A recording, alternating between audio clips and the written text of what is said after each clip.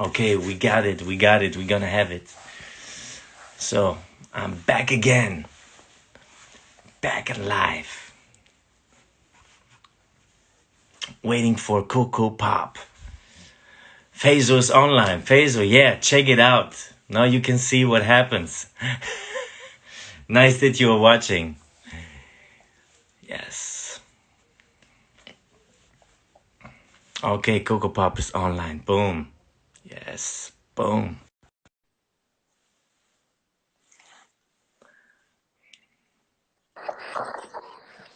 I All think right, that's I'm it. back. Now it's gonna work. Yes. All right. There is a Can you hear small me? there is a small echo, but you can hear me good? Okay. Yeah, I hear you. Okay. So, Coco Pop, tell us a little bit about when did you start? What was your first style? And yeah, and then we moving forward. All right. Well, it goes back 40 years ago in 1980. I was a sophomore in high school, and I was just walking to one of my classes, and I saw this guy doing some weird thing with his body, and he had his little radio music box there, and he was a white kid. So I said, well, what is he doing? So I just kind of walked closer, and I said, okay, so he obviously doing some kind of dance, right? But I didn't know what exactly it was. And then um, after I saw that, and I went home, and I was just trying to practice what he was doing, then I learned it was a dance style called popping. So that was the first time I saw it, and that was my first inspiration to do this dance. So and at that time it was just basic, just popping and waving was just the very basic thing we were doing at that time. So but that's how it all started, and the Um, rest is history. yeah, for sure. Popping and waving. In which city? So Yeah. in LA, it was directly Los Angeles. Okay, so I'm not originally from LA. I'm from another county called Orange County here in California. Mm-hmm. It's about 25 minutes. It's kind of like it was in the like by the Disneyland area. So I grew up in the Anaheim, Fullerton cities, and in our area, we were just doing like just very basic popping, waving, tutting, and gliding. We really didn't know anything about boogaloo or animation, dime stops, that kind of stuff. I learned about that later on when I went to LA and Long Beach. No, okay. So popping was directly everything connected, or you had also in your area like he doing waving and like We most of the guys that I learned from were mixing popping and waving at the same time. So, of course, they'd have either hits, and then yeah. they would stop and then do wave, and then do some gliding, and then go back to popping and do waving, and then maybe some tutting. So that was kind of what I grew up seeing and where I Yeah. was from. And then it wasn't when until I got to Long Beach and Los Angeles is when I started to get exposed to more styles and techniques like boogaloo and animation and dime stops. Yeah. And then it just kind of just blew the it just kind of blew my mind and just allowed me to learn a lot more stuff. And that's when I really started to get a lot better as a popper, when I got Wow. exposed to that those techniques and styles.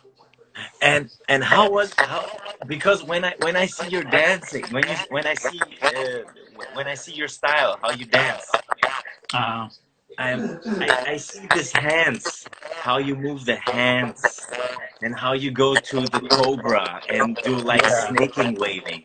So can you tell us a yeah. little bit about this? Okay, so I was obviously when you see my dance, I was influenced by Pop and Taco. He was one of the first guys that I saw when I went over to Long Beach.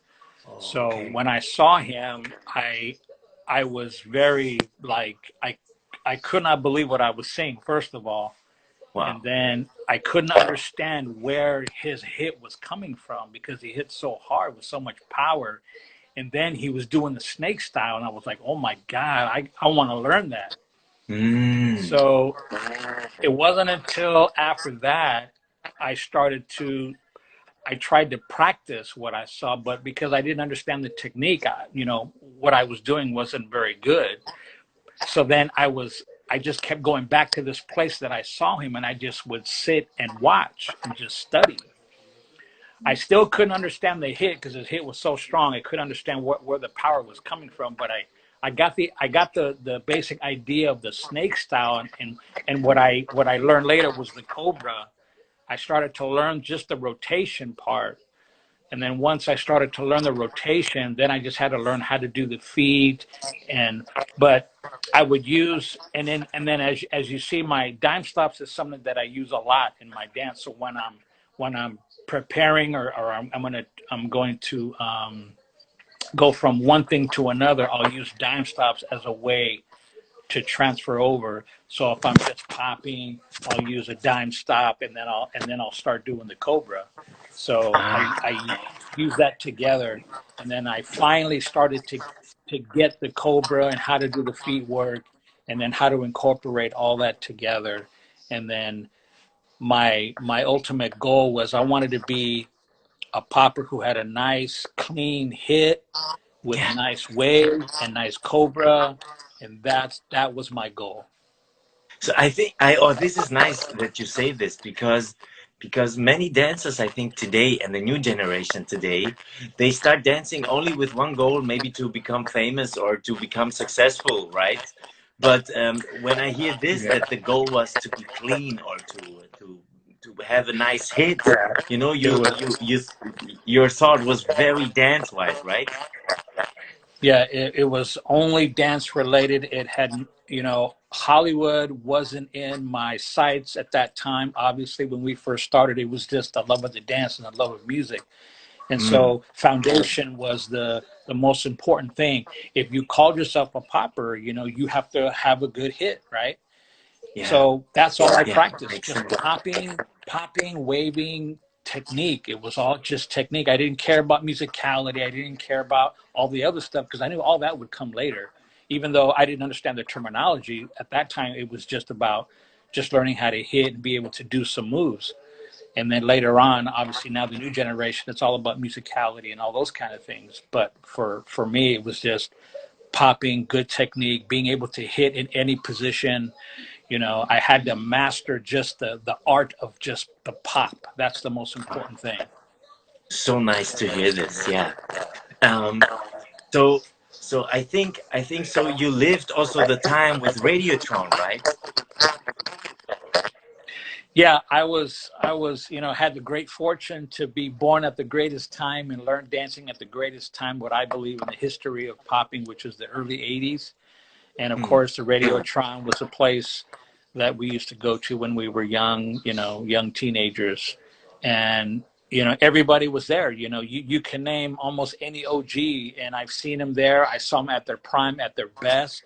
And I was very, very fortunate to be a part of that generation. And I don't take that for granted for 1 minute. It was incredible. Wow.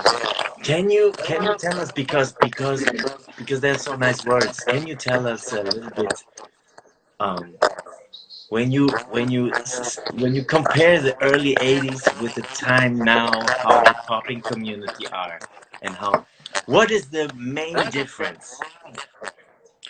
Okay, so the main difference when I first came back to the scene, when I started to hear about the new generation in the early 2000s, the biggest difference for me initially was how the poppers dressed.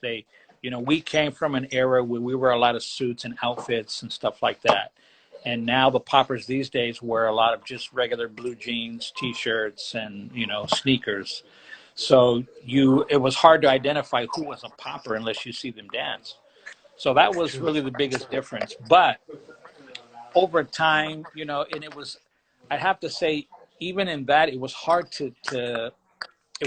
for me to see the beauty in their popping because the dress was so different for me. So I was so distracted from what they were wearing because a lot of them, there was only a few guys wearing outfits early on, which guys like J Rock and those guys, but some of the other Yeah. guys were just popping in regular jeans and tennis shoes. But over time, when you start to see them enough, then you can see the beauty in their dance. And then the dress didn't was not a factor. So it was just the dress was the biggest difference that I saw. Um, the other And what thing is the is difference dance wise? You know, dance wise, is there a difference? okay. So what I noticed because when uh, when I went to in the early 2000s, I went to an event called B-Boy Summit in downtown LA. Was one of the first ones that they had, and that's when I first started to see these new guys. Um, and some people would came up to me and they recognized me somehow, some way, and said, "Oh, you're Coco, right?" And I said, "Yeah." They said, "Oh, well, how do what should I learn first? Should I work on my technique or my musicality or my vocabulary?" And so at first I was a little, I didn't understand what they meant. What do you mean musicality and vocabulary? I, I'm out of school, so I don't know what you're talking about. Wow. So, but what I learned was, okay, I think I understand what they're talking about. What I told them was just worry about your foundation first. Don't worry about your musicality, your vocabulary. I mean, you're just starting. So learn just the basics of your dance first, and then all those other things will come in. So what I noticed over time was just a lot of dancers wanted to try to get good fast instead of take their time and learn by starting at the beginning, starting with their foundation, and then build and learn as you grow. They just want to be good right now, and it doesn't happen that way for most people. Wow. This is true. It's all about, yeah, we because I had already some interviews, um, and the outcome was really today the most people want to become really fast, good, and it's very practical, very success focused, and Yeah, it's not about the dance. Yes, it's not about to learn the technique and master technique. yeah, because the other thing that I was saying was like when I used to go to events where they were battling, and I would see dancers be very hard on themselves, very upset with themselves because they didn't do very well. And I said, well, don't worry about that. I said, look, I said you're never going to be known for the guy that lost the battle because good is good. People are going to remember you for your dance regardless of the battle. So work on your dance. Don't who cares about the battle? Battle is just part of the culture, but it's not what you're going to be known for. You're going to be known for your dance. So just worry about your dance. Learn basics, grow and learn. So true. Thank you. This is so beautiful.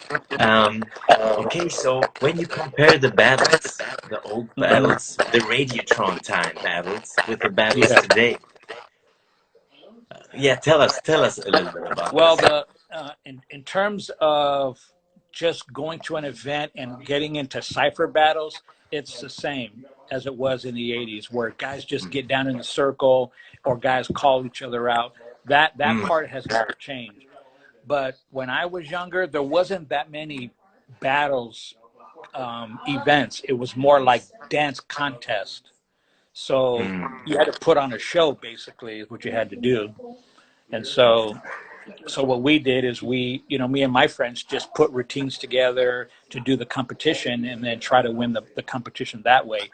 The only way you're going to get into the battles, it was just cipher battles. It wasn't a battle to be judged. It was just getting into a circle and getting down, and then maybe somebody call you out, and then you just dance against them. And then there's no judges. It's just the crowd right there, close up. Yeah, So Coco, that was really because I the only start difference. in '98, Okay. and in Germany we had the videotapes, you know, the VHS Okay. tape. Yeah. Yeah. And Yeah. one of my big inspiration was on the Radiotron tape with the whole Popper collection there, and I think the Yeah. solo from Flat Top, the Flat Top Yeah. solo was inside. Well, So I mean so it was, that yeah, guy it was still forever. showcasing, right? Yeah. Yeah. Basically, yeah. Wow. Yep. Um, okay, because because I think you work with Wavomatic, right? Together. Rest in peace. Yes. Yes, I did. I had Yes, the I honor to work with Wavo at Homeland here in Long Beach. and we taught many kids there and worked with many kids there to share our dance with them. So he was, he was a great friend of mine. I knew him for a long time, and he was a great waver himself. So Yes, I met him twice in Greece in an okay, event. Yes, I his met him home country. twice. And yes, and because I'm Greek too, Okay, yeah. nice. So we got directly connected, and we he talked about homeland a lot, right? Yeah, So you homeland. both you did something there, right? Is it still open, or is it still working? Okay. It is still open, but really, there's not too many kids go there anymore. The great time of Homeland has already passed, and now it's just open for people that just come in and out. But it's just a few people here or there, so it's nothing like it used to be. I was there almost 15 years when we were at the highest, with some of the best new generation dancers to come through those doors. But now all of those kids now have all grown up and are now have moved on to the next chapter in their life. So now it's just, you know they have So they have a can you b-boy tell us night that actually a still little holds bit strong. about Homeland? Well, So what is it's a Homeland? recreation. Homeland is a recreation center at a local park in the city of Long Beach, and it was started by a woman actually, and it was a program designed to keep the kids off the streets. And so she started this, Homeland, which is dedicated to the arts. So if you're into music or dance or martial arts or something like that, they would have programs for you to go there and learn these dances. And you just go there and you could spend, a few hours there at night to try to keep the kids off the street. And then Iceman came in and started the b-boy nights, and then started doing the popping night, which was on Mondays. And that's where I Mm. came in, and I ended up going there and hooking up with Iceman. And he said, "Hey, we do this popping night here on Monday nights. So, if you want to come and hang out, and maybe some of these kids want to learn something, you could teach them." And so that's how it all started. And that's when I knew that my calling was to be there at Homeland. And then I ended up being there for almost 13 to 15 years, somewhere around there. Wow, this It is was an amazing. incredible experience. And again, whenever I do interviews and I talk to people, I always tell them that I feel so guilty because I've enjoyed so much great things with dance from the early 80s to now being a part of the new generation and being, help mentor and teach the young ones. Dancing has just been so good to me, and sometimes I feel guilty about that. Yeah, I know what you mean. It's like, yeah, and it's crazy because I think it's worldwide like this. Dancing is also, it's like it's meditation. Dancing is connecting. It's super social. Dancing helps Yeah. you go out of the streets, like in Homeland. It's, Mhm. I think, yeah, it's a very spiritual thing. Yeah, for every individual, they So there were all the because Long Beach have a great name for the great poppers, right? So all the big names were in Long Beach, right? Oh Or yeah, or like I where? said, Yeah. when I was living in Orange County, and I lived there for quite some time, and then I moved a little bit east of Long Beach. So I'm living in a city called Whittier. Um, but when I would go to Long Beach, like I said, there was a club it was actually a teen club where we could go as teenagers. There wasn't too many of them, but this was one of the most famous teen clubs called Grand Central Station Club Infinities, and that's where I saw Taco, the Time Bandits, Boogaloo Shrimp. I saw all them guys, and it was one of the first gold mines to go. If you're a popper, Yeah. you went there because that's where you could see everybody, and everybody was getting down. Every song was for poppers. The DJ, everything it was basically designed for poppers. It seemed like, but it Um, was a great club. and can you tell us maybe also the change of from the funk, from this funk era to this electronic 80s era, if the style of the dance changed this too, or it was also because of movement. Well, okay, so for me, my experience, what I Yeah, saw was I obviously come from funk era, right? you're right. With Zap and Funkadelic, George Clinton and those kind of groups. Um, and then yeah, the electronic with Egyptian Lover and some of these other artists that did electronic type music. All of it was conducive to popping. You could still pop to it, but I think for me it was I saw it was a nice mix because I can still pop to that music. I can still pop to the Yeah, original stuff that I used to dance to. So for me, it was a gradual just change, but my preference though was funk because that's how I was born into the dance. So of course my first love is funk, but I could yeah. still dance to the other music as well. So for me as a dancer, it was nothing because I could still dance to it. So it really But didn't but make it, that but much does it difference. did it change? Did it change your way of movement? Also, the music, like when you had Um, electronic or something. Very little because my foundation was so good. I can adapt it to any music. It doesn't matter the tempo, the Interesting. sound. I could still do what I do. You know. And Wow. again, that's because I had a very good foundation. So those who taught me well. Because if you don't have a good foundation, you're going to have trouble adapting to different tempos of music. So, and if you can't adjust your technique, then you're going to have a hard time. Wow. So I didn't have that problem. Sounds very good. Yeah. Yeah, to Yes. me, it was Very just logical. okay. It was just all right. A different sounds of music because of the electronic, but the beat is still there. The underlying bass is still there, so Yeah. you still got to pop to it. So my timing was still there. So it wasn't that much of a challenge for me.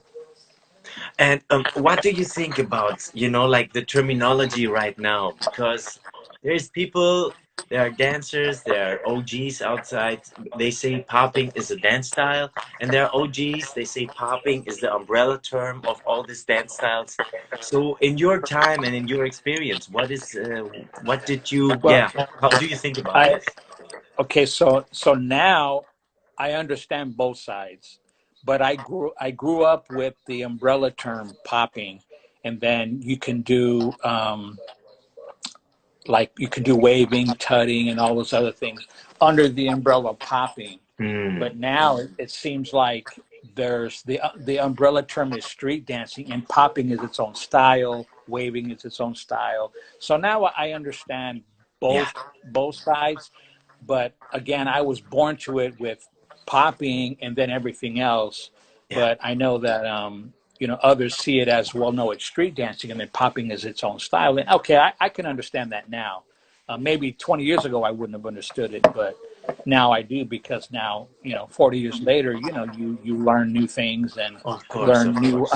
learn understandings. And I think even Pete's has been saying that for a long time that popping is its own style, and now I understand that now. We Yeah, just mix everything with popping basically. yeah, this even is though true. even though it's its own style, I mixed everything with popping because it was the most logical thing for me is learning growing up. Wow. And wait, I lost the thing. There's so nice information. Sorry, Coco. That's so beautiful. That's okay. I really like to Sorry, I listen lost to you. you. It's crazy. Um, so of course, new generation musicality. Yeah, the competition today. We talked about Okay. this before. Yeah, It so was, so yeah, I was gonna just continue because you asked about the new generation language. Because yeah, like I said, when I first started to come back to the new generation, I started to hear other terminology that I didn't at first didn't recognize, like musicality, vocabulary, concepts. They I would get asked, what should I work on first? And I'm like, well, always foundation first, and everything else comes second, third, or fourth. So those terminologies now I understand what they mean, and then I can now help better guide a young dancer in what he or she should do It's always foundation first, then your technique comes second, and then later your musicality will come by itself as you learn and understand music better. Yeah. Yeah. So that's why it takes time. You can't expect it. You're not going to learn the foundation and the technique and the musicality in a month. It's not going to happen. Yeah. You're probably, when you first start, you're probably not going to be very good. I was not very good when I first started. Yeah. It took me a Yes. couple of years before I started to get, so I can start tying everything together with music, and the technique. It just it took time. I wasn't so lucky or blessed to learn so fast. It took time, and I'm happy it did take time, because then I learned better my foundation that way. So it's all about discipline, right? There's also discipline Oh, inside. any art is about discipline, whether it's dance or else any other art form. Nobody Yeah. becomes a great painter overnight. Nobody becomes a great musician overnight. It takes time to build your craft and your art form. Nice. You know. Um, so, do you have something to do with the movie Breaking and Entering? No, Uh, I was not. I heard about it when it was being made, but unfortunately, I'd always had a job and I worked, so there was mm, some things that I couldn't get to, and Breaking and Entering was one. I just couldn't get out there to Long Beach to film part of that. But all my friends are in that. I was okay. very I Wow. was very sad not to be a part of that documentary. But my Okay. the movies that I did came later, so we can talk Which about one? what I don't know if you remember the movie Colors, Colors. 1988. Yes. I was in Yes. that movie. Yeah, there was Yes. some With Ice popping in T, that. right? With Ice T. No, Colors did the No. music No. video for the movie, but the Oh. movie itself was a movie about gangs and police. It Yes. Yes. starred Yes. Sean Penn and Robert Duvall were the main stars, and I appeared in that movie doing some dancing, popping and locking. Oh. Okay. I have to Yeah, check this out again. It's yeah. yeah. Oh, and, So and I worked. Yeah. colors. Okay. Um, so because so there was a time for you also to be in like the show business with dancing, right? Yeah, I worked in the early 90s, from the late 80s to the early to mid 90s, about 5 to 7 years, somewhere around there, off and on. Um, I did a couple of movies. I worked for an artist. We traveled, did a world tour, and then did some videos, for MTV with the same artist. So I got a chance to work in the entertainment business in Hollywood and all that. So I got a chance to I got a chance to taste the Hollywood. Yeah. Yeah. How Yeah. how was this experience to traveling with dancing? Of course, it's a Oh, gift, it right? was, of course, that was probably the most fun. Doing movies was okay, but if I had a choice, I would rather do concert tours, because it's live show every day, and you've got 40,000 people screaming. The adrenaline rush you get is incredible, and in a movie, you just don't get that element. So if I have a choice, I'd rather do live show, right? TV shows, kind of the same thing. I mean, you have a live studio audience, but it's not quite the same when you have a live concert tour, because everybody's just going crazy and screaming and yelling, and you just so much excitement. So my experience in Hollywood was a good one overall. I got a chance to work in all aspects of Hollywood: movies, TV shows, concert tours, music videos, and you know I didn't experience too many bad things. Of course, I saw the drugs and the alcohol and all that kind Yeah. of stuff, but I never got involved in that, because all I cared about was dancing and dancing and more dancing. I didn't care Nice. about anything else, you know. So So so and another question is, did you ever with like the Bay Area, the styles of the Bay, or yes, there was a connection, yeah, a connection with you guys, or do you stuck in Long Beach, LA, and this was your the main thing, yeah. right? Yeah, I never learned any of the bass styles like strutting, things like that. But of course, it's a beautiful Yeah. dance itself. Of course, now there's a lot of guys now that come out that are doing the strutting, and I love it. And I would actually love to learn that because again, it's there's a connection to popping. So I would love to learn that.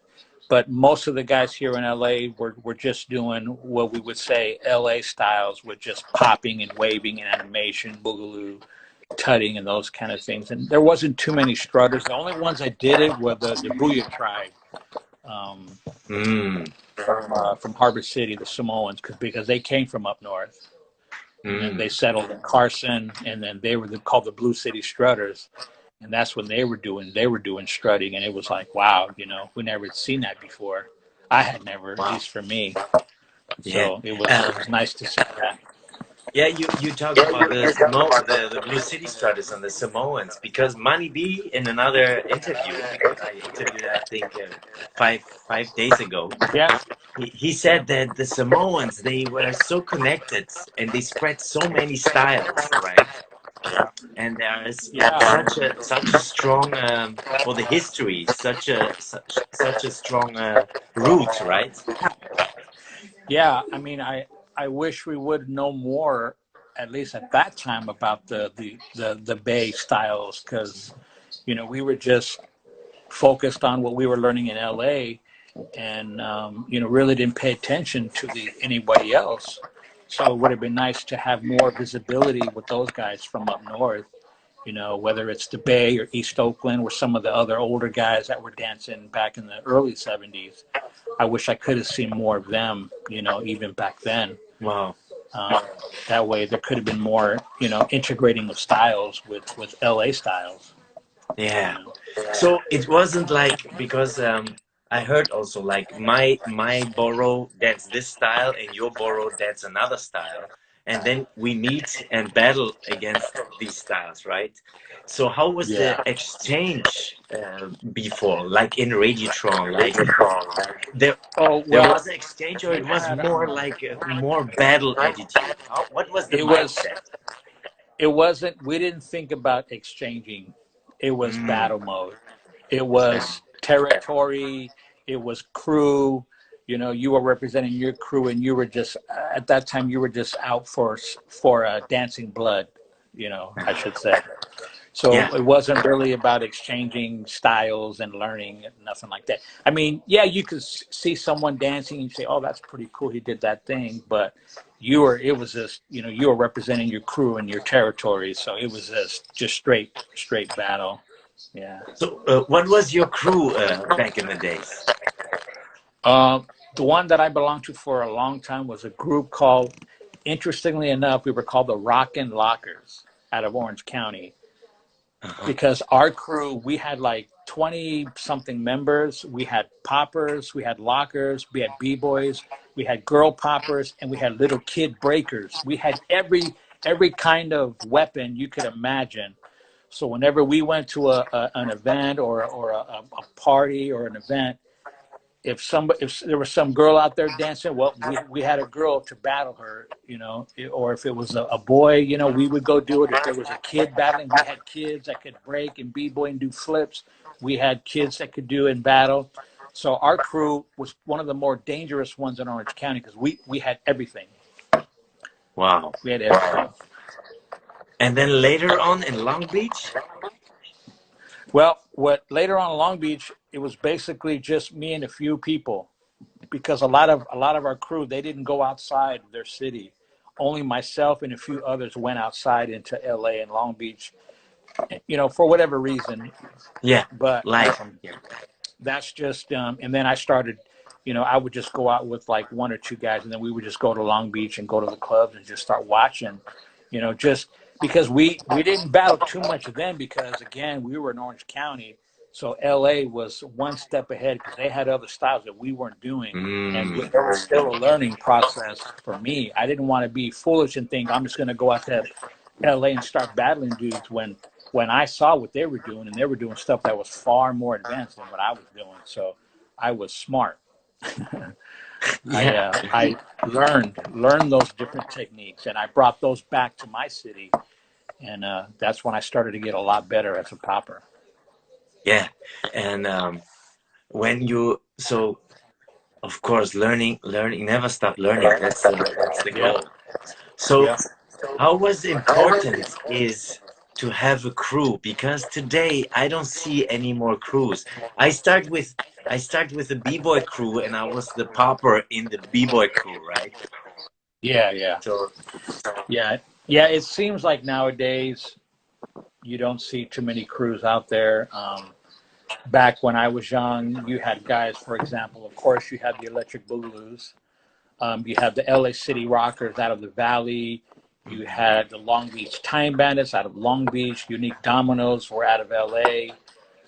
You had the LA Fancy Dancers, which was Boogaloo Shrimp's crew. You had Blue City Strutters. You Mhm. had the Groovatrons in Pomona. I mean, there were so many crews out there, and these days, it's almost unheard of. I mean, yeah, you had like J Rocks when they had his crew, the Animated Beat Yeah, Mechanics. exactly. Then you had Machine Gun Funk, Yes, I grew up with with this. all those guys. Yeah, But other than that, there's not too many of them that I that I hear about anymore. yeah, It yeah. seems to be smaller groups now or individuals now, and I'm not sure what the dynamic is there, but that's just the way it seems to be right now. Yeah, so true. Um, yeah. Wait, I had another question, but it's so nice with all these crews and all this. Yeah, it's super dope, so dope. Um, wait, it's more about style. So, so when you teach the students in Homeland, you Yeah.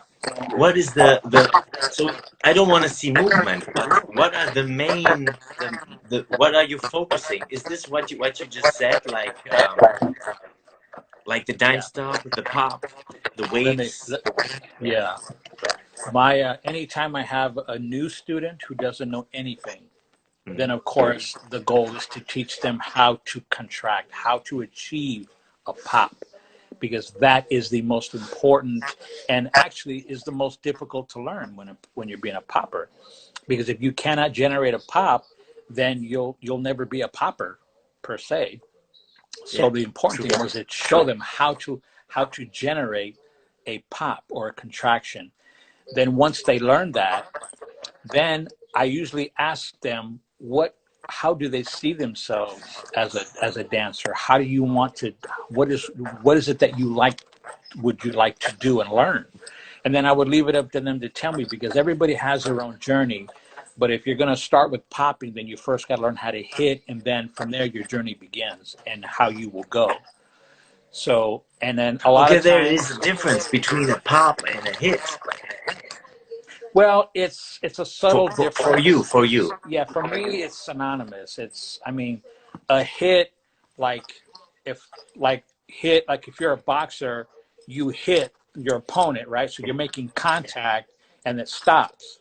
Okay, so I can do a hit with my hand, but I'm still popping my muscles. I'm still contracting. So Yeah. really, what's the So difference? yeah, It's this is pretty much what I tell the people the same. Yeah. yeah, it's pretty much the same. So It's yeah. if you can achieve the pop, the hit, you've won 50% of the battle.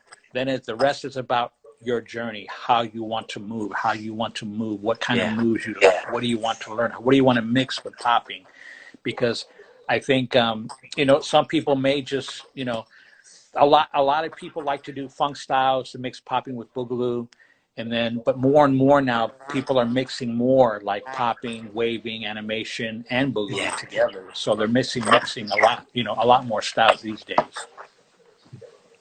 So before it was before there was moves that become styles or because now there Okay. are already styles, right? Yeah, good question. So for me, again, because I didn't understand, styles per se, I was just doing what I saw, and not realizing I was mixing a lot of different styles. Like I was mixing waving with popping, with boogaloo, with animation, dime stops. I was mixing all of those things, not Mm. realizing later on that those are all individual styles. And to me, I thought that was its own style, but obviously those are, you can do just waving, or you can do bopping, or you can do just tutting.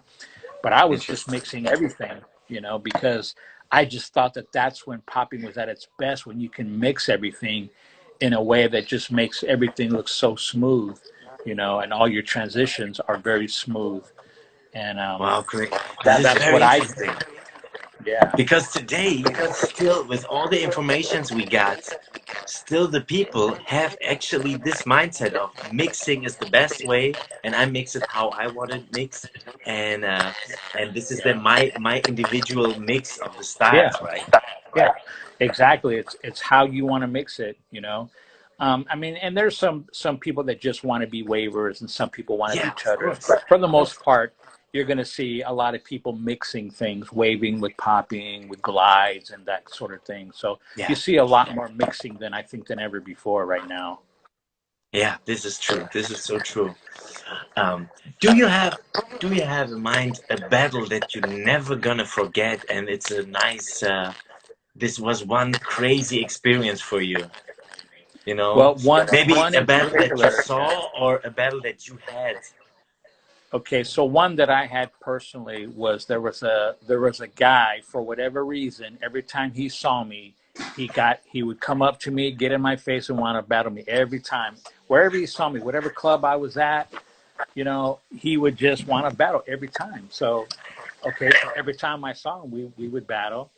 And you know I felt that because I had just already learned how to do LA style popping, and I was already doing a little bit of one-legged boogaloo rolls and animation, so I felt that my technique was better because he was still Orange County style, and his style wasn't, in my opinion, wasn't as advanced or as clean. So of course I always thought that I won that battle, but it didn't matter. He just wanted to battle anyway. So Yeah. that's the one thing that stands out in my mind, even after all these years. That one guy that every time he saw me, he wanted to come after me, and we battled, and it was cool. We after we're done, we shook hands, we went our separate ways, and we Yeah. lived to battle another day. You know. This is nice. Yeah. I think this Yeah. is important because today is in the competition world. You go because I feel it, I know, and you go, you dance. When you're out, the most people go home. They don't stay. The dancers go home. Some dancers stay to watch the final, but now they go home. Yeah. Yeah, I see that a lot, and that's a little disheartening because you want full support of the event, not just because you didn't make the finals or the top 16, Yeah, but you just want to be around your people because we're a community of dancers, and communities cannot grow if we're separated or segregated. We can only grow if we're together. So if people are just leaving, then what was their motive going there? That if I don't make top 16, I'm going to just go home. So, yeah, you know, that's a little discouraging. yeah. I This is hope so true. that, yeah, I hope that the kids will just learn to, even if you don't make it, you can still stay and enjoy the music and the dance with your homies and the people there, and just share And your just dance with other people, you know. and jam, right? And jam Yeah, because instead of just yeah, jamming, it's not so. Yeah, yeah. I mean, I never, even when we were going to events when I was young, man, we didn't leave early. Are you kidding me? They had to kick us out of there because we want to stay late. We would never leave early. I was like, why would I leave early? I'm going to stay till they turn off the lights. yeah, you know, yeah, yeah. So true. that was our attitude. So maybe just a different mindset. I don't know. So and how was it as a dancer to be in a club like in the late 80s, mid 90s? So you know your skills, you have skills, and you go to a club where the most people maybe don't have skills, or they're like, oh, this is breakdance, this is old school. How was this for you? Well, the other thing is I was also a good club dancer. In other words, I can ask a girl to dance and bring her out to the dance floor and just do the dances that were in at that time without doing popping or locking or anything like that. Just be able to dance with the girl and have natural rhythm. And a lot of dancers don't have that talent or gift or whatever you want to call it. They can only do their street dancing, but they can't just go and dance regular in a club. And so True. I was just lucky to have all of that where I'm able to dance with a girl and just dance regular and then do have my specialty, what I do and when I'm in a battle or if I'm going to do an event or something. So I'm able to do both. I have both, Nice. and not too many dancers have that, unfortunately. This is true. This is true. But there's also not so much in the club now. They just jump around. They don't dance anymore. Yeah. Oh yeah, there's So no clubs like I remember when I was young. There's nothing like that exists anymore, yeah. especially out here. Wow. Yeah, This is those days crazy. are gone. But And it's still, sad. their dances their dances come out. Like modern dances. Yeah, Like club dancing, like the Nene or I don't know, the Cat Daddy or something like this. yeah, it's just different these days. So in other words, you know, though the state that it's in now, I have no reason to go to a club because Yeah. I just have nothing in common with the way it is Yeah, now. for The sure. dance is there, the music is just different. They're playing top 40 radio music. They're not playing funk music, or R&B music. So Yeah, yeah. that was all my influence. So So so I have no. if somebody in LA would do a funk party, of course there are, right? There is some people they do. So you know, Well, it's difficult if you're going to do if you want to do a battle. That's one thing, but if you want to do a club gig and yeah, have it playing funk, you're gonna be it's gonna be hard to get people to go. it's crazy You as know, well. because The rent is famous. it's different here now. It's just not the way it used to be anymore. So you're better off just doing a battle. Yeah, You probably have a better chance of having people attend your event. yeah, and listen to funk music, right? Yeah, And this exactly. is so true, Yeah. so true. Um, because again, to Homeland something, because like in Homeland, how you get sponsors or how you get the money to build this? Do you know what was the first? Yeah, The Homeland is a city and federal funded program. So when the lady first started it, she did it the right way. Otherwise, it couldn't exist on their own because the kids there don't have the money to pay for a membership. yeah, So the fact that it was city funded, federally funded, um, they basically paid for it, and also the DJ would get his salary for that time. So it made it possible to have a DJ there every week. And so uh, that allowed Homeland to be a wonderful place for so many years because the resources were coming from the government and the local city because the program was effective in keeping the kids off the street, and it gained a great reputation within the city of Long Beach as a place where kids could come to learn how to dance and be safe from the streets of Long Beach because as you know, where yeah, where Homeland is, it's not Beverly Hills. It's a neighborhood filled with drugs and violence and gangs and yeah, stuff. So it was the vision was to make a place that kids can come there and be safe. And we really never in all the years that I was at Homeland, we never had any kind of problems or altercation from any gangs or anything like that. yeah. It would never walk in our front doors basically. So it was a place for the kids to be safe. Yeah, because you mentioned gangs. How was it back in the days? Because you had the gangs and you have also the crews.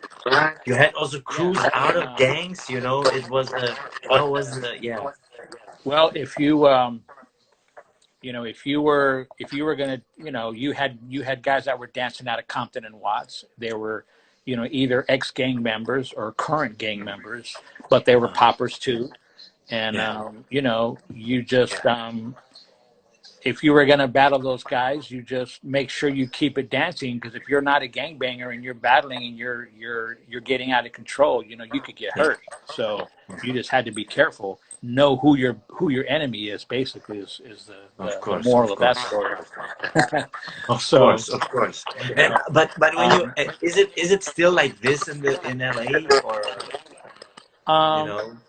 I would say not as much, because again, there's not that many crews there anymore, especially young Yeah. generation. So I don't know how many of them are gang members at the present Yeah. time. So Yeah. I, I Okay. would guess I would guess that it's not as many. Maybe there still is some that are Mhm. that are current gangsters that just love to dance, and Yeah. and that's Okay. fine. That's how it was in the No, '80s. this is You how. had you had many that were in gangs or out of gangs, and dancing changed their life, or Yeah. you had some that were just poppers, not from any particular gang or neighborhood. So Wow. Wow. Interesting. Wow. This is so interesting live, Coco. It's very interesting. yeah, Very man. interesting. So So so I want beautiful. I want to ask you, Yeah. yeah, I want to ask you, because Germany, what is it? What is the popping culture like there in Germany right now? Oh, good question. So I started in '98, and in '98, all the poppers and stand-up dances were in a b-boy crews. So you Okay. had, yeah, because hip hop changed a lot. With hip hop, the culture came to Europe, and especially with the Hmm. soldiers in the '80s. Yeah. Yeah. When after the Second World War, the soldiers came. They bring some culture, like hip hop culture or popping culture, depends where they came from. So, Okay. and through all this history, we learn more about the information we get now. But still, the popping community in Germany is small. You have maybe in whole Germany 50 to 60 poppers Okay. in a country All with right. 83 million people. Yeah. So a So fraction of your total population. Yeah. it's really nothing, Okay. because because Okay. in the dance schools they want to learn more choreography and not things, because like you Yeah. said, popping takes time, and many people Yeah. don't want to spend the time to learn the pop. But Yeah. that's why I do these Yeah. interviews, that people all over the world get more connected out of this situation right now, and listen to people who popped in the '80s or in the '70s, listen to their Hmm. stories, Yeah. and getting an idea and getting the hope to move Yeah. forward, right? Yeah. When I'm often asked by the new generation, what was it like being in the '80s, and I can only put it into so many words to even describe it. It's too many. I can't even find the words to explain how it was. Yeah. But all I can say is that it was fun, and it was just different from this generation. But this generation is your '80s, so Yeah. take the time to learn your art form, no matter what style you're going to do. If you're going to be popping, locking, b-boy, whatever it is, you take time to learn. There's so much to learn, and you're not going to get good overnight. You gotta kind of go through the blood, sweat, and tears of learning. And any art form worthy of its craft takes time to learn. And and if you're just in it to be famous, well, you're doing the wrong thing, because Yeah. it's not going to happen. You're probably not going to get famous overnight, or be in some street dance movie and be famous, because you're not going to have no credibility in the dance scene, and you're going to get called out and you're going to get embarrassed. Hmm. Basically, is what's going to happen. So Nice. you know, take time to Coco, learn your craft. It's very important. How was it for you in the West Coast when hip hop came from the East? You mean like b-boying and stuff like that? Like, yes, the whole hip hop culture, like b-boy and Well, graffiti, all this. I would say it was another explosion. That was also like in 83, 84, somewhere around there.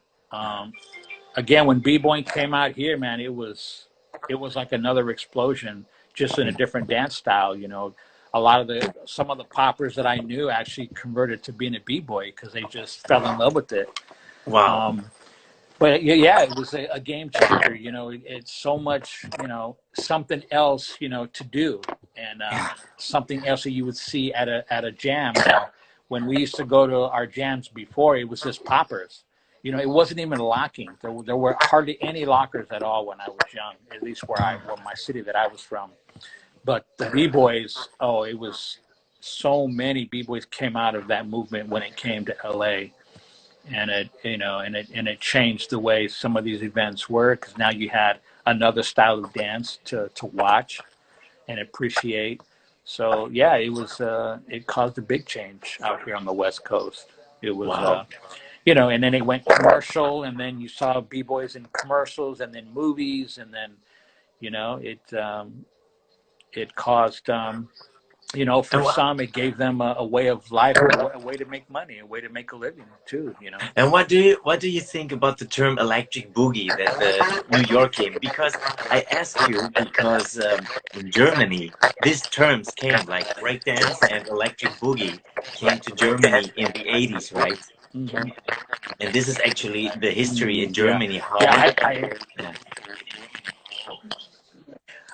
I heard that term a little bit from like with Fables and Wiggles, and I that's Hmm. the term that they used.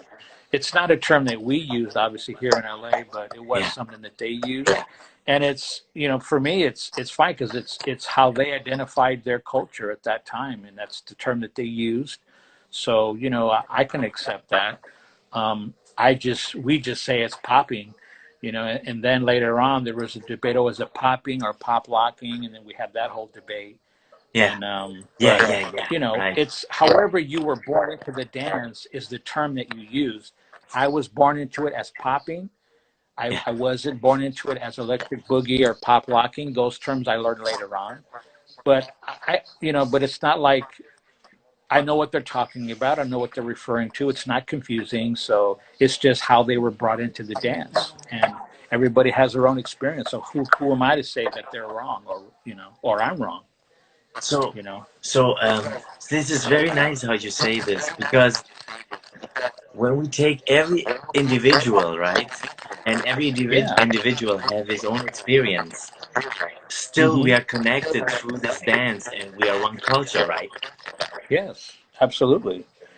Maybe different terminology, you know. And if we're gonna argue about who's right and who's wrong, then it's the responsibility of the creators of those terms to come together to define for us then how it is. Because if we're not behaving properly with our terms, then you guys need to correct us. Then we're just going by what we learned and what we knew growing up. And if that's incorrect, then we need somebody of authority, and that's our forefathers who created those terms. Then let us know. Come together and let's define it for us so that we can use the proper terminology. So that we don't, if there's so much disagreement, then we need somebody, who helped create this to help us then. Actually, I say the same. I'm like, why the creators don't connect together to make I it I easy thought for the of next generation, right? I thought about it, what it's going to take, and this is just my own thoughts. It's going to Mhm. take a major summit with those forefathers, all the guys from up north, the Oakland, the Bay, Long Beach guys, um, Yeah. to come together to, put together a summit. I hope that Coco Pop is coming inside. So let's see. We got 1 hour. 1 hour. What's up? Yeah. It was already 1 hour. Wow.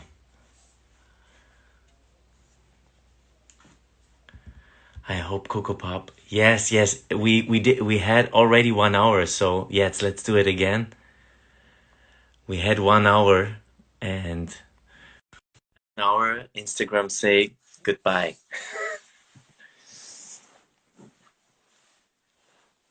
All right. Sorry, I'm back. Yes, yes. It's only because of 1 hour. Instagram say cut Oh, it. okay. Yeah. All right. So No, we keep you going. were talking about connecting the creators from Long Beach from the north. Yeah. Yeah, this would be my wish, was to have all of those guys who were there in the beginning, because, like I said, you and I weren't there. We just go by what we were exposed to, and that's the terms we use, and that's how we see it. But if something is incorrect, then I would want those guys to come together to tell us and Yeah. give us the information, so that we can properly flow it down to, because there's going to be many coming after us. The dance is going to live longer than all of us, so we want to Yes. make sure we pass it down the right way to those that are coming up behind us. So but I just wish, just for our own, just as a fan of dancing, I would love to see all of those older guys, from up north, to come together to share their stories, their Yeah. timelines, the things that they did, and their experience, and then maybe we all learn something, and maybe some of us will change our mind about some things. Coco, did you create something in this dance? Are you Well, because you mix, um, so maybe out of your mix? the only thing that I will take credit for is, I used to love gliding, right? Gliding and floating. And so, I learned the side glide and the back slide, those kind of things. But I developed a reverse side glide that I teach some of my students. But that's the only thing that I can say that I'll take credit for. But who knows? Maybe somebody else had already thought about it. But you Yeah. know, but I'm just No, like it's not about the I'm just credit, like right? I'm just like most people. I was just an average kid growing up who discovered a dance that changed his life. I was not an original creator. I was just one guy that was in the mix, and I was just glad to be a part of it. And so most everything that I do is stuff that's already been done, that I learned from somebody else, and those that cared about me, took me under their wing and taught me, and I took it, and I took it with respect, and I honored the dance in whatever I do, and whatever I teach, and whatever I say in an Wow, interview. nice. What was the hardest move that you learned was the pop, or was it something else? No, the most difficult move was the Yeah. King Cobra.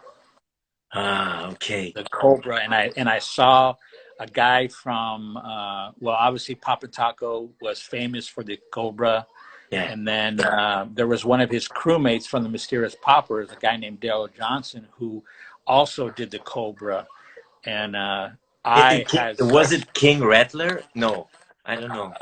King. Uh, I think it The, was a guy. I think his name was King Cobra. I'm not, as okay. far as I know, but I saw Taco do it, and when I saw that, I was like, "Oh my God, what is that?" I Okay, said, wow. I got to learn how to do that, and it took me such a long time to learn it. But once I got it, I got it. So Wow. uh, It's it was one of the more hard many things to learn. many also German OGs, many German OGs. I think Amigo is watching right now, and many when I was talking to them, the taco and his cobra, it was the thing, right? It's Now, still it's still the thing. to this day, now let me just tell you, okay, I saw Taco at his prime when he was 19, 18 years old, when he Hmm. was at his best. And what you see in videos is incredible. His technique, his movement is Yeah. incredible. But you cannot even imagine what it looked like in person when I was 17 or 18, when we were both teenagers, how incredible that looked, and the impact that it had when you Yeah. were watching, you were mesmerized. It was incredible. It was almost beyond your comprehension what you Yeah. were watching. That was the impact of those moves, and so that's the reason why it is so even desired to do to this day, Yeah. because of the way it was done many Yeah. years ago. Yeah. Even Michael Jackson learned it, right? Well, of course, Taco was his private Yeah, teacher, so of of course. course. So this is so crazy because Yeah. this King Cobra from Taco really changed Oh the man, street dance. The it street was dance just is so incredible. based I on this and Cobra. I was just lucky, when I was going to these different parties and jams, man. I don't know why, but every time I go to some place, there he was. I would go to this party over here, there was Taco. I go over here, Taco was there, Taco was there. So it was almost like it was meant to be for me to watch and study that guy, Wow. because everything that I do is influenced by him, and you can see it in my dance. So what in when he was in his prime, like you said, 1920, Taco had this level of technique already. Oh my, I cannot even put it into words. The level of technique that he had was, I would, apart from popping P, Taco was probably the greatest popper of all time, above everybody, in Mm. my opinion. Of course, In yeah. my growing up and looking at everybody in terms of just popping. Again, him and popping Pete are like, Okay. right there with each Yeah. other. But my personal favorite was Taco, of course. So, but It's interesting. the level of technique even back then was just absolutely incredible. And not only with Taco, but everybody else that was good at that time. Even Pete, all the EBs, everybody was Yeah. everybody was good. You Yeah. know, Yeah. but How Taco much just had something about him. how much impact had Soul Train in your dance? Oh, it was incredible because there were other poppers that were on that show. Um, like there was a guy from a crew called there was two guys from Unique Dominoes, a guy named Mm. Diesel and his partner. They used to pop on there. There was a guy in a crew from a crew called Captain uh, the Funky Bunch, or Captain Crunch and the Funky Bunch, something Yeah. like that. He was Yeah. another popper, and then some other guys that like Scorpio. They all danced on Soul Train. So a Yeah. lot of those guys were instrumental. There was another guy. I forgot his name. He did Robot, but seeing those guys on there too was influenced, because those were just others kind of styles that they were doing, that I would just try to see what they were doing and try to learn it. Try to learn as Yeah. much as you can, basically. Yeah. I So think still it's the same. We have to travel. A dancer have to travel and watch oh in yeah, live other dancers. Even if you can absolutely, repeat the video, it's not the same. Yeah. yeah, absolutely. I Yeah. encourage all my students to learn as much as they can from as many as they can, Yeah. because it's only going to help you. It's never going to hurt you, even if it's not your primary style, whatever. But learn the technique, and you have it. And if you So can do it, true. you can do it. So true. You know, I always try to Very learn as much as I can. wise words. I didn't. I never said to myself, "Oh, I don't want to learn that because I don't do that." I always said, "No, man, I want to try it. I want to see if I could do it." You Yeah. know, Yeah. because you know This is the right mindset. This is how you grow, and it's the evolution in yourself. Yep, I learned from one of my mentors was one of the original lockers, Greg Campbell Jr., who passed away some years ago. Oh wow. May he rest in peace. And I know that we just lost the founder, Mr. Don Campbell. May he rest in Yes. peace this past week. But Greg Campbell was my personal locking teacher. He used to come to my home and work with me, and he taught me um, for free. And the reason he did that was because he wanted to learn how to pop. So he asked me to teach him to pop. So we exchanged that, Wow. and I was very lucky because he's the one who actually taught me how to carry myself working in Hollywood, and how to behave and be professional. So he was the one that gave me all the advice that if I was going to work in Hollywood, behave this way, and you will be a respectable dancer in the business. So This is I interesting. had I have him to thank for that. And it was very, and then just to have him as a friend and somebody who was part of the, the dance community at large. And, he's one of the legendary dancers of all time.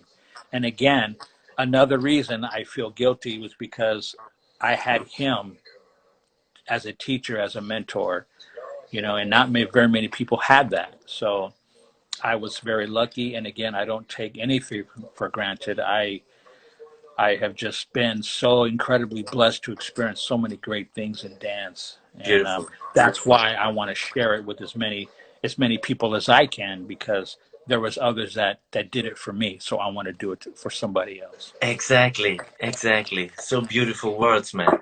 This is so beautiful words. Exactly, man. This is all about our culture is small and dances have so much impact. And wow, this is so nice. I had the luck in 2008 or 2009 to uh to dance a weekend in a locking summit in Germany with Greg Hemlock Mm. Jr. to met Oh him. yeah. And yes, yes, he teach locking, so it was a very, very nice person. It's crazy. A lot of people, don't realize that Greg was, he was a tremendous dancer, but he was very talented also behind the camera. He would always do these. He would film these short stories with his camera equipment, and he would get dancers like myself and other people, and we would go to like a park, and he would shoot these. He would film us dancing, and then he would add some animation and do all his kind Mm, of things. So he always had this thing behind the camera that he loved to do, and a lot of people don't know that about Greg Campbellock Jr. They only know him as the locker, the great street dancer, but he had so yeah, many other talents as well. interesting. Wow. Yeah.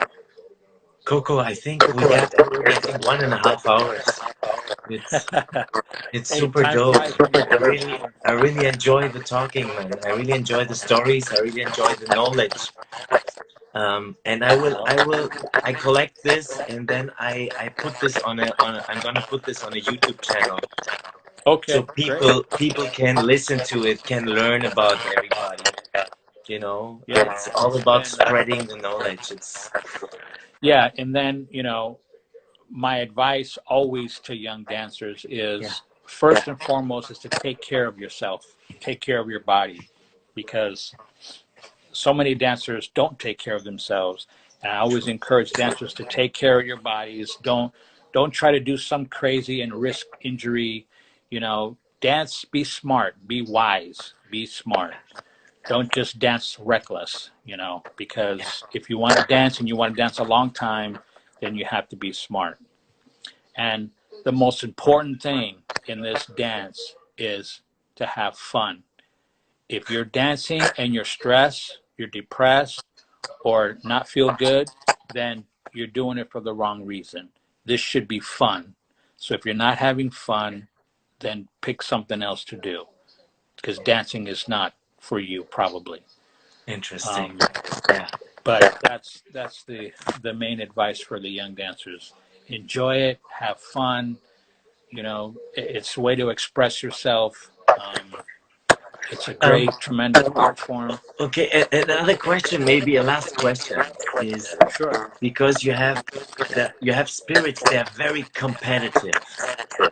Mm-hmm. And Yeah. of course, when you're a competitive guy and you lose, you get really depressed out of dancing out. So Yes. maybe you can say something about this. Yeah, and I have a lot of experience with that as well. I saw dancers that would lose and would be very, very upset, very, very angry. And so this is what I told them, and I mentioned this earlier on in our interview, is that Yeah, nobody's gonna remember you for this battle, that's this round, this location at this date and time that you lost. Nobody's going to remember that. They're going to remember you for being a dope dancer in all the ciphers that you go and people see you dance. That's what they're going to remember you by. So you're putting unnecessary stress on yourself because of this, as if I'm going to remember this 10 years from now. I'm going to remember the dope stuff that you did. And that's how people are going to remember you. So don't worry about the times you lose. You use those as time, as learning experiences so you can go back and learn and practice and grow and continue to get better. So Yeah.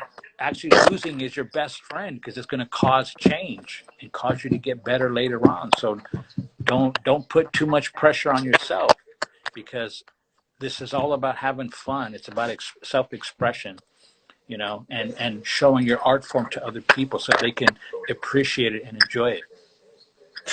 This is beautiful. Cool. Okay. Coco, thank you so much for this interview. This is great. Yeah. Yeah, man. Thank you Um, so much. And I just want to shout out to everybody in Germany that Coco says, what's up? Peace. Stay safe. Stay healthy. I know this world is crazy right now with this exactly. coronavirus, but you know, I think just in time, I think we're going to be okay. Yeah. I think, yeah, in the States now it's very tough, right? Yeah, in some states are having a hard time right now. Some states are a little bit better. Overall, I think there's a slight improvement, but we still need to have some time to go until we're out of the trouble. So Okay, just okay. gotta be a little bit. Because in Germany now the numbers stopped, Mm, okay. but we're still waiting and we are more of the time at home, right? So Yep. Yep. That's the it's best thing to crazy. do right now. Yeah, it's crazy, It's but you crazy. know, we just have to, you know, and now, you know, what I'm seeing on Facebook, like even myself, I'm posting some little practice video or doing something because, you know, what else are we going to do, right? Yeah. So, Yeah, yeah. So people can connect you, right? On Instagram or on Facebook. yeah, they can look me up here at Coco Pop on Instagram. I Yeah. have a YouTube channel where I put all my the stuff that I do. And I just wanted to mention, if anybody wants to get a basically my life story as a dancer, I have a documentary that I did back in 2013 that is actually on my YouTube Oh, channel, okay, perfect. and it's called Coco's Fantastic Voyage. It's my life as a street dancer. And then I'm going to be filming another video later this year where I'm going to talk about my experience working in Hollywood, and I'm going to shoot it in Hollywood and go to some of the landmark places that I used to go to, you know, when I was young and used to Nice. audition at. I'm going to just tell my story from a street dancer's perspective, what it was like working in Hollywood in movies and videos and stuff like that. So Cool. I look forward to doing that later on this year. Man, looking forward to see this. Yeah. Yeah. Thank you so much, Coco. Okay, man. Okay. Be safe, and Please you know, stay we'll see you safe. soon. Stay at Yes, home. sir. Yeah. Yep. And Okay. We'll talk. we We'll talk we soon. keep in touch. Yes, sir. All right. Peace. Thank you. Bye bye. Bye bye.